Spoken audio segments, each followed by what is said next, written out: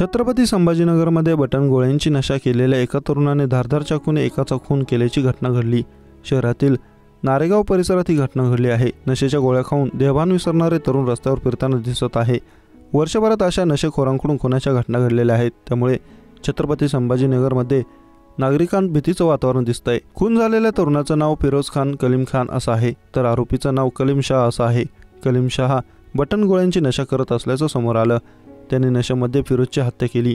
त्यानंतर कलीम हातात चाकू घेऊन खुलेआम रस्त्यावर फिरत होता, त्यामुळे नागरिकांमध्ये मोठा गोंधळ निर्माण झाला। ही घटना काल 4 जून रोजी शहरातील नारेगाव परिसरात घडल्याचं समोर आलं। या प्रकरणी मृत फिरोज खानच्या भावाने पोलिसांत तक्रार दिली आहे। सायंकाळी 5 वाजण्याच्या सुमारास असराटे हाऊस हॉटेल येथे ही घटना घडली। कलीम शाह फिरोजला या हॉटेलमध्ये भेटला होता। तो नशेत होता।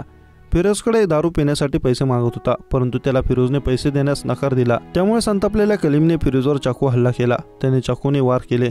या हल्ल्यात मृतक गंभीर जखमी झाला। त्याला तातडीने रुग्णालयात दाखल करण्यात आलं होतं, परंतु रुग्णालयात दाखल केल्यानंतर डॉक्टरांनी काही वेळानंतर फिरोजला मृत घोषित केलं। आरोपीच्या विरोधात पोलिसांनी तक्रार दाखल केली आहे। सध्या राज्यात अंमली पदार्थांच्या नशेतून गुन्हेगारीच्या घटना जास्त घडल्याचं पाहायला मिळत आहे।